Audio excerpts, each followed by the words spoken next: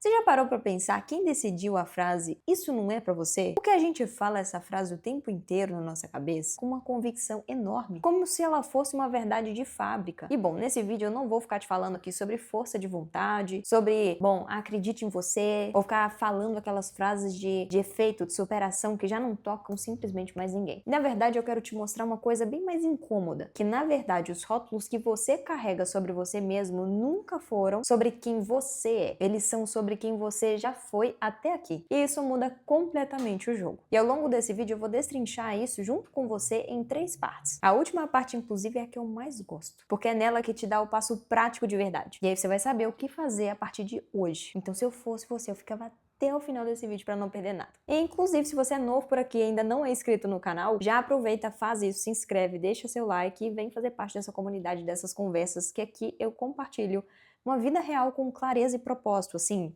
E voltando para o nosso contexto, você provavelmente já conheceu alguém, ou você é essa pessoa que repete assim, ah não, eu sou assim mesmo, sabe? Eu não combino com isso, eu não nasci para isso, eu não tenho desenvoltura, eu tenho essa dificuldade mesmo. Fazer o quê, né? E o pior é que esse tipo de pessoa, na verdade, ela talvez nunca tenha tentado de verdade. Ela só teve ali uma experiência ruim uma vez que seja e decide que aquela vai ser a definição da vida dela. Da mesma forma que também você talvez já tenha conhecido alguém que é o oposto disso. Aquela pessoa que faz umas coisas que você não entende nem como, fala, gente, essa pessoa tem coragem demais. Olha lá, tá errando, tá passando vergonha, tá acontecendo um tanto de coisa e ela não tá nem aí, tá fazendo. A gente até admira esse tipo de pessoa.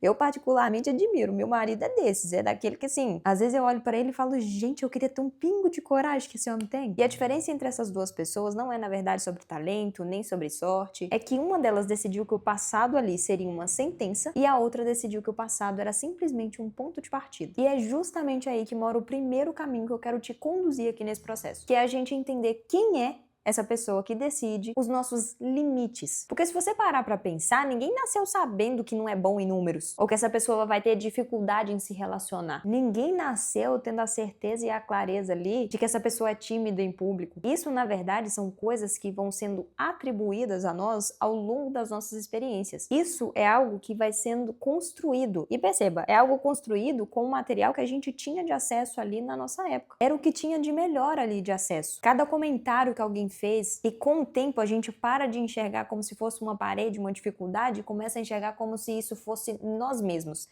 Trata como se fosse uma identidade. Foi simplesmente, é tão simples quanto isso. É tipo uma criança que decora uma tabuada, ela decorou uma coisinha errada, já julgam ela ali e ela cresce falando que ela é ruim em matemática. Travou a pobre da criança. Mas se a gente for trazer para a prática, para um momento específico, o problema nunca foi a essência da criança, quem ela é, a identidade que ela carrega, se ela é mais tímida ou se não é, ou o que ela é. E é por isso que eu sempre gosto de repetir que o histórico nunca foi e nunca vai ser o teto da sua capacidade. O seu histórico, ele vira ali o seu passado, ele se torna o piso de onde você partiu. A gente tem esse costume de confundir as coisas, porque fica olhando para o chão que tá pisando hoje e decide que aquele único chão ali é o único que existe no mundo todo. E não significa que a nossa limitação seja a verdade verdadeira. Só porque você viu o Monte Everest pela televisão e acha que ele é pequeno, que ele genuinamente seja pequeno. Ele existe e é gigantesco. E é aqui, nessa segunda coisa que eu vou falar, que fica um pouquinho mais desconfortável. Como é que você sabe com certeza o que é a sua essência de verdade e o que é o seu vício disfarçado de personalidade? Porque tem gente que vira e fala assim, eu sou desorganizado por natureza, nossa, eu sou disciplinada a vida toda. Eu poderia dar vários exemplos, eu sou de poucos amigos, eu sou explosivo de genética, minha família toda é assim, a personalidade da minha casa é todo mundo assim meio afobado. Mas o fato de você olhar assim para as coisas faz com que você torne essas coisas imutáveis, como se fosse impossível de modificar. E não é que isso seja uma verdade, ainda mais se for uma coisa ruim que prejudica você e as pessoas à sua volta. Isso na verdade foi só algo que você preferiu se apoiar e aí você chama aquilo de essência, de personalidade, quando na verdade é simplesmente o caminho que foi mais fácil de percorrer. Imagina um rio. No começo ali a água ele pode escorrer para qualquer caminho pelo terreno. Tipo assim, uma nascente, ele só vai expelindo água ali. Mas com o tempo, ela vai cavando um buraco. E quanto mais a água passa por ali, mais aquele vão, ele fica maior. Até que um dia, aquele caminho para a água parece ser o único possível, porque já tá ali todo certinho, né? se torna um rio mesmo. Então a água ela vai sempre percorrer o mesmo caminho, fica até mais fácil dela chegar ali, e é basicamente isso que acontece com a gente. A gente repete tanto uma reação, uma afirmação sobre nós mesmos, que ela vira o caminho ali de menor resistência e começa a ser tão aceito por você e por outras pessoas que não faz sentido mudar. Porém, se ao invés disso, eu sinto ali um mínimo de desconfiança de que eu estou me enganando, estou contando historinha pra mim mesmo, de que aquilo pode ser não uma verdade sobre mim, mas algo do passado, só existe um jeito de descobrir. Eu preciso me expor a novas situações. E aqui eu quero trazer um ponto que quase ninguém junta, mas que pra mim ele é decisivo. É impossível a gente reconciliar a crença de arrependimento e de perdão com a crença de que a gente tem uma essência imutável, que você é aquilo que é. Pensa comigo, se você acredita que você pode se arrepender de algo que fez e acredita também que pode perdoar alguém, você pode, no fundo, admitir que a pessoa que fez algo de errado ontem pode ser diferente de quem é hoje. Não que isso não tenha consequências nos seus atos. Tudo que a gente faz tem consequências e, como adultos, devemos assumir essas consequências. Mas toda vez que a gente se arrepende de algo é porque a gente acredita que pode ocorrer uma mudança. E se você não acredita em arrependimento e em perdão, eu devo lhe informar de que Jesus veio na Terra só para te perdoar, só para limpar os teus pecados. Então, só por conta dele, a gente já deveria se arrepender do que a gente fez e perdoar as pessoas à nossa volta. Mas aqui entra a terceira parte que eu acho fascinante. Vai acontecer de, mesmo que ocorra mudanças em nós, as pessoas à nossa volta tenham dificuldade de assimilar aquilo imediatamente.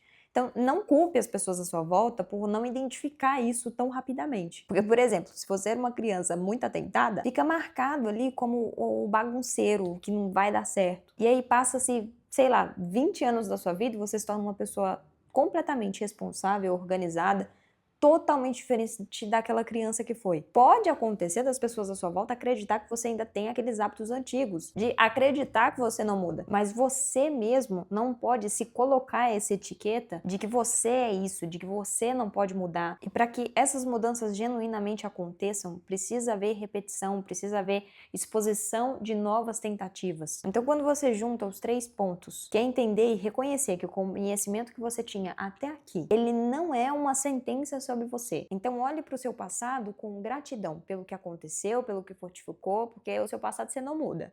Seja grato pelo que aconteceu e bola para frente. Isso não é uma sentença sobre você. Você pode ser uma pessoa completamente transformada. Na verdade, Cristo nos ensina isso. Nascer de novo nele. Então ele nos dá uma segunda chance de viver algo completamente diferente. Segunda coisa é você testar aquilo que você chama de personalidade, de essência, e ver se aquilo realmente se sustenta, se expondo ali a novas situações. Porque pode ser que seja ali vícios disfarçados, histórias que você conta pra você mesmo para poder continuar no caminho mais fácil, só que só tá te atrapalhando. E o terceiro é entender que a repetição dos novos comportamentos que vão realmente provar para você e para os outros a mudança que aconteceu. E se livre dos rótulos. Se livre dessa caixa emoldurada que te coloca em um lugar onde você não pode tentar e fazer nada porque você é desse jeito. Vai testar algo novo e se coloque à prova.